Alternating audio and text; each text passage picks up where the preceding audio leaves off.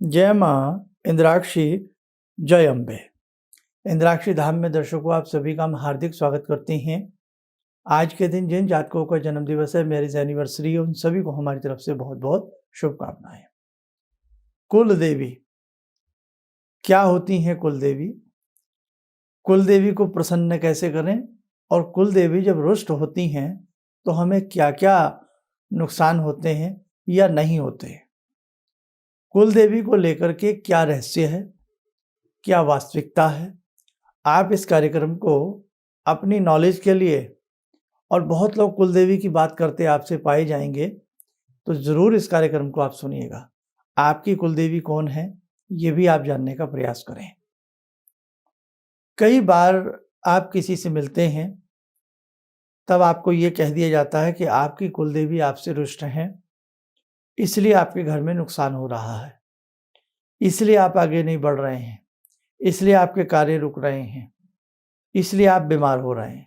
अनेकों अनेकों बातें कह दी जाती हैं और इस कार्यक्रम को पूरा ध्यान से पूरा सुनिएगा, बीच में नहीं छोड़ना आपको, ठीक है। अब देखो, सबसे पहले तो हम ये बताएं कि कुल देवी क्या होती है। भगवती दुर्गा अनेकों स्वरूपों में वास करती हैं। जगदम्ब भवानी कहीं इंद्राक्षी रूप में बसती हैं, कहीं भ्रामरी रूप में बसती हैं, कहीं मीनाक्षी रूप में बसती हैं, कहीं शाकंभरी रूप में बसती हैं, कहीं शताक्षी रूप में बसती हैं, तो कहीं नैना, तो कहीं कांगड़ा, तो कहीं चामुंडा भगवती के रूप में बसती हैं। अनेकों अनेकों रूप में भगवती अपने भक्तों को दर्शन दे करके जिंदगी की नैया से पार उतारती हैं। माँ है ये। सबसे पहली परिभाषा तो यही गलत है कि कुल देवी रुष्ट होने पर हमारा नुकसान करती है। माँ कदापि अपनी संतानों का अहित नहीं चाहती। ध्यान से सुन लें यह बात। पुत्र कुपुत्र हो सकता है, लेकिन माँ कुमाता नहीं हो सकती। सुना है ना आपने? आप भी किसी की माँ हैं। आपका पुत्र आपको पैसा कमा करके देवे न देवे, आपका पुत्र आपके पैर छुए न छुए, मन में दुख हो सकता है, लेकिन आप अपने पुत्र को बद्दुआ नहीं देंगी, है ना। और ना ही अपने पुत्र के बच्चों को आप ऐसा बुरा भला बोलेंगी, क्योंकि आप उसकी माँ हैं।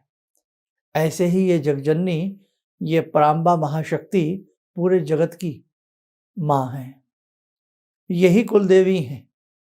महालक्ष्मी अनेकों रूपों में वास करती हैं। गजलक्ष्मी के रूप में, अष्टलक्ष्मी के रूप में, वहीं भगवती की त्रिरूप, भगवती महाकाली, भगवती महासरस्वती और भगवती महालक्ष्मी, अनेकों अनेकों रूप में, दसम महाविद्याओं के रूप में भगवती वास करती हैं।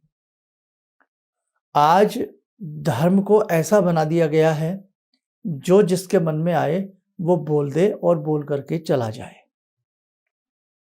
जो जिसके मन में आए वो हमारे साधकों को बोल दे, और आप भी ऐसे हैं, दिमाग का प्रयोग नहीं करते, आप बुद्धि का प्रयोग करें। कोई पड़ोसी आपको कहे कि आपकी माँ आपको बद्दुआ देती है, आपकी माँ आपका बुरा चाहती है, तो क्या आप मान लेंगे? आप कदापि नहीं मानेंगे। लड़की की शादी हो गई, अपने ससुराल चली गई, माँ उससे बात करने को तरसती है। भला कैसे हो सकता है कि एक माँ अपने बच्चों को अभिशाप देवे?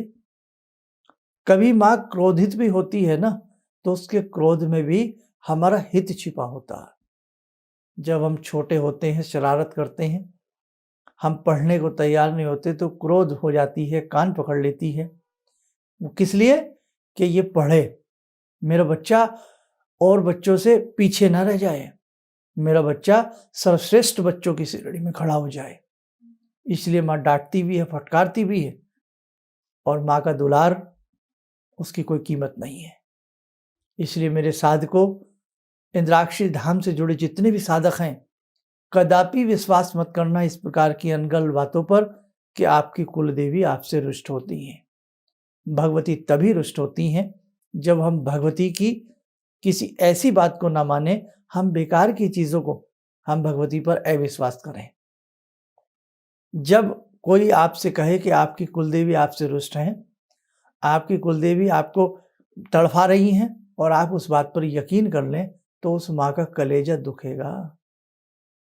एक पिता अपनी जेब से ज़िंदगी भर अपनी संतान के लिए खर्च करता है, मरने के बाद भी ये चाहता है कि ऐसी एफडी या ऐसा कोई इंश्योरेंस करा जाऊं कि मेरे बच्चे किसी का मुंह ना देखें, और उस पिता पर तुम आरोप लगाओ, उस पिता का हृदय कितना दुखेगा, कितना दुखेगा ना।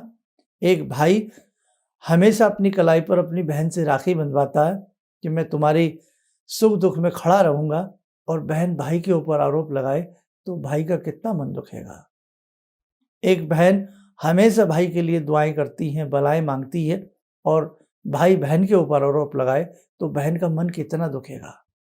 ये तो हमारे और आपके मन हैं, उस जगजननी का मन कितना बड़ा होगा जो पूरे संसार का भरण पोषण करती हैं।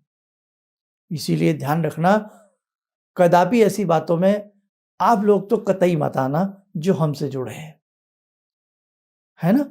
हमें कोई कितना भी कहे, लेकिन कुल देवी मेरे बच्चों कभी रुष्ट नहीं होती। हाँ, इतना ज़रूर है, जब आप उन्हें मानना छोड़ दें, उनकी पूजा करनी छोड़ दें, उनके स्थान पर जाकर के माथा टेकना छोड़ दें, शीश नवाना छोड़ दें, तो वो सामान्य सी तो हो जाती हैं, लेकिन वो आपसे रुष्ट नहीं होती। अब आप समझें या ना समझें, वो आपकी स्थिति है। अब आप कहें कि रुष्ट नहीं होती तो हम बीमार क्यों होते हैं? अच्छा, तो भगवती आपको बीमार करती हैं। अब आप कहें साहब हम तो पैसा नहीं कमा पाते, तो भगवती रुष्ट हो रही है कि आप पैसा नहीं कमा पा रहे, आपका प्रमोशन नहीं हो रहा, आपकी सैलरी नहीं बढ़ रही, आपके काम नहीं बन रहे, आपके घर में संतान नहीं है, तो माँ चाहती है ऐसा हो? बोलो, ये हमारे अपने कर्म हैं, ये हमारा प्रारब्ध है। प्रारब्ध हमें भोगना ही पड़ेगा। जैसे हमने कर्म किए हैं, जैसे बीज बोए हैं, वैसे फल हमें काटने ही पड़ेंगे। अब चाहे इल्जाम आप उस पे कुलदेवी के ऊपर लगा दो या किसी भी चीज के ऊपर लगा दो। क्लियर? अब आपकी इच्छा, आगे बढ़ते हैं। कुलदेवी कौन है? कुलदेवी कैसे बनाई जाती हैं? मेरी कुलदेवी कौन है? आपकी कुलदेवी कौन है? क्या है कुलदेवी? देखो, कुल किसको कहते हैं? परिवार को। मेरे बड़े बुजुर्ग, मेरा परिवार, मेरा कुटुंब, मेरा कुल। आप जहां भी जिस प्रांत में रहते हैं, आप महाराष्ट्र में रहते हैं, गुजरात में रहते हैं, बिहार में रहते हैं, पंजाब में रहते हैं, असम में रहते हैं, यूपी में रहते हैं, उत्तर प्रदेश में रहते हैं, दिल्ली में रहते हैं, भारत के किसी भी स्टेट में आप रहते हैं, वर्ल्ड के किसी भी हिस्से में आप रहते हैं, जहां सनातन धर्म की नींव है, जो कुलदेवी या सनातन धर्म में सांस लेते हैं, तो जिस प्रांत में आप रहते हैं, आपके बुजुर्ग रहते आए हैं, उस प्रांत के निकटतम जो भी भगवती का शक्तिपीठ होता है, या मान्यता के आधार पर कोई विशेष मंदिर, विशेष भगवती होती हैं, तो उन्हें आपके बड़े मानते हैं। क्योंकि अब जैसे भाई हिमाचल में हैं, देवियां हैं, वहाँ बहुत लोग जाते हैं। आसाम में है, भगवती कामाख्या वास करती हैं। एमपी में है, दतिया की महारानी भगवती बगला वास करती हैं, धूमावती वास करती हैं। तो जहाँ जो जिस प्रांत में रहता है, उसके आसपास की जो भी देवी देवता होते हैं, उनकी तरफ हमारा परिवार आकृष्ट होता है, या कोई किसी से गुरु मंत्र ले लेता है, वहाँ आना जाना प्रारंभ कर देता है, तो एक मान्यता बन जाती है कि अब हम हर पूर्णिमा या अष्टमी, अमावस्या, जो भी, हमारे बड़े वहाँ जाने लगते हैं। धीरे धीरे धीरे धीरे पिता गया, फिर बेटा गया, बेटे का बेटा गया, तो कुल दर कुल उन भगवती को हम मानते चले जाते हैं, वही हमारी कुल देवी बन जाती हैं। समझ में आ गया? अब आप कहेंगे साहब मुझे तो पता नहीं मेरे बुजुर्ग कहाँ जाते थे। अगर आपको मालूम नहीं है तो आपके कहीं ना कहीं रिश्तेदारी में कोई बड़े बूढ़े जरूर होंगे, वो बताएंगे कि भाई आपकी बुआ हो, कोई बड़े हों, उनसे आप पूछेंगे तो ज़रूर बताएंगे भाई आपके बड़े बुजुर्ग यहाँ इस भगवती पर जाया करते थे, ये आपकी कुल देवी है, कुल देवी। ठीक है। अब एक समस्या और है, कुछ कहें साहब हमारे बड़े बुजुर्ग तो मानते ही नहीं थे इन बातों को, हम मानने लगे। तो फिर आप जिनसे दीक्षा लें, वही आपकी कुल देवी हैं। बस ये दिमाग में सूत्र बिठा लें। आपके प्रांत में आपका परिवार जहाँ जिस मठ पर जिस देवी देवता स्थान पर जाता है वही आपकी कुल देवी हो जाती है। कई बार आज हम महाराष्ट्र में रहते हैं, हम आसाम में रहते हैं, हम दिल्ली में रहते हैं और हमारा पूरा परिवार लंदन चला जाए, कहीं और चला जाए, सब आगे की पीढ़ियां वहीं पर रहें, तो हमारी कुल देवी जो हमने दिल्ली में जिनको माना या गुड़गांव वाली जैसे भगवती हैं, है ना, तो जो जिसको मानने लगते हैं तो वो लंदन का परिवार वहीं उनको पूजने के लिए समय निकाल करके आता रहे। आना मुश्किल हो तो वहीं से भगवती का कोई चित्र रख करके उसका पूजा पाठ करता रहे, तो आपकी कुल देवी सदैव आपके संग रहेंगी। वो भी समझती हैं। अब ऐसे समझो, माँ का पुत्र बड़ा हुआ, जॉब लग गई, माँ रहती है अपने घर में क्योंकि खेती बाड़ी संभाल रही है और काम संभाल रही है। पुत्र की जॉब लग गई 600-700 किलोमीटर दूर, तो माँ ने कहा बेटा तू चला जा, तू जॉब कर ले, ठीक है। माँ अपने घर में रही और बेटा जॉब के लिए चला गया। शादी हुई, बहू आई, तो माँ को तो हर तरह से चिंता है ना, अब मेरा बेटा कैसे खाएगा, कैसे रहेगा। तो बहू को माँ ने कहा कि चल मेरी सेवा तो मैं देख लूँगी, अपने आप हो जाएगी, बेटा तू बहू को अपने साथ ले जा। बहू माँ पुत्र के साथ चली गई, बहू बेटा दूर चले गए, लेकिन माँ कहाँ है? माँ तो अपने घर में है ना। ऐसे ही जो माँ अपने घर में है वो भगवती अपने मठ में वास करती है, अपने पीठ पर वास करती है, शक्तिपीठ पर वास करती हैं। जब जब आपको समय मिले आप जाइए। और यदि आप कुल देवी बनाना चाहते हैं तो जैसे हम आपसे बात करते हैं, भगवती दुर्गा की बात करते हैं, क्योंकि इंद्राक्षी जो हैं ये दुर्गा ही हैं, तो हम भगवती इंद्राक्षी दुर्गा की आपसे बात करते हैं। जिन्होंने हमसे दीक्षा ली है, जितने भी साधक हमसे जुड़े हैं, तो अब यही आपकी कुल देवी बन गई, भगवती दुर्गा इंद्राक्षी माता, ये आपकी कुल देवी बन गई। आप हमारे पास नहीं आ सकते, आप दूर से हमें सुन रहे हैं, आपका मन भगवती की साधना में है, दुर्गा की साधना में है, सरस्वती की साधना में है, लक्ष्मी की साधना में है, महाकाली की साधना में है, वही आपकी कुल देवी बन गई। आप गायत्री के अनन्य भक्त हैं, गायत्री भगवती ही आपकी कुल देवी बन गई। इसलिए मेरे बच्चों ये दिमाग में बिठा लें, कुल देवी कदापि रुष्ट नहीं होती, और जाने अनजाने में हम तो बच्चे हैं, भूले तो हमसे होती रहती हैं, लेकिन माँ तो हमेशा बच्चों को माफ़ ही करती रहती है। तो आज मैं चाहूँगा, मैंने अब सारी बातें आपको समझा दी हैं, लेकिन जीवन में एक गाइड होना चाहिए, एक गुरु होना चाहिए। आध्यात्मिक पगडंडी पर आप विकास करना चाहते हैं तो गुरु की अत्यधिक आवश्यकता है।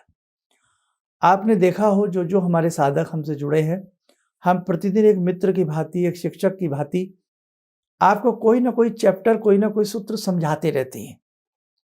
समझाते हैं ना, हमें लगता है कि कुछ चीज़ें आपको कोई समझाता नहीं है, हमें लगता है ऐसा, हमें मालूम होता है। इसीलिए एक नई नई खोज करके, नई नई उलझने दिमाग में ला करके उन उलझनों को आपके संग शेयर करते हैं, ताकि भाई एक ब्राह्मण भी हूँ, और ब्राह्मण का तो सदैव फर्ज रहा है समाज में एक शिक्षा का प्रचार प्रसार करना, आध्यात्मिक विद्या का विकास करके उसको आगे बांटना, तो हम आपको समझाते रहते हैं। अब आप अच्छे से जुड़े रहिए। और दूसरी बात, किसी भी तरह का कोई आपके मन में वहम हो आध्यात्मिक सफ़र को लेकर के, और भी सवाल आपके मन में हो, कभी कभी कमेंट्स बॉक्स में सभी का जवाब देना तो मुश्किल हो जाता है, हज़ारों लोग कमेंट्स करते हैं, लेकिन कोई चैप्टर हमारे दिल को छूता है, समझ में आता है, इस पर बोलना चाहिए, हम उस पर आपको बताते हैं। अब एक सवाल हम और उठाने वाले हैं 1-2-4 रोज में, क्या, जैसे हमने बताया था ना, क्या व्यक्ति के शरीर में भूत प्रेत वास कर सकते हैं? ऐसे ही हम एक बताने वाले हैं, क्या व्यक्ति के शरीर में देवी माँ का वास हो सकता है? बहुत लोग कहते हैं ना, मेरे अंदर भगवती आ गई, सिर हिलाने लगते हैं, झुमाने लगते हैं, हूँ हाँ छू छा करने लगते हैं। तो ये कितना सत्य है? क्या व्यक्ति के शरीर में भगवती का वास होता है? या व्यक्ति के शरीर में कहते हैं ना, माँ आ गई, माँ आ गई, माँ आ गई? ये क्या पाखंड है या अंधविश्वास है, या लोग वैसे ही इन सब चीज़ों का ड्रामा करते हैं? और बहुत लोग तो आपको कुछ-कुछ सत्य भी बता देते हैं। तो क्या है इस सब अज्ञात पर्दे के पीछे सही रहस्य? 2-4 रोज़ में ये कलीबी हम आपको खोलने वाले हैं। देखो साधकों, हम कुछ न कुछ आपके संग लेकर के आते हैं और बस हम आपसे यही चाहते हैं कि जितने भी इस प्रकार के हमारे सब्जेक्ट हैं, आप उन्हें साझा करें, शेयर करें और अधिक से अधिक यूट्यूब चैनल से, फेसबुक पेज से अधिक लोगों को जोड़ने का प्रयास करें। सत्य सनातन धर्म में बहुत अति आवश्यकता है सच्चाई को जानने की।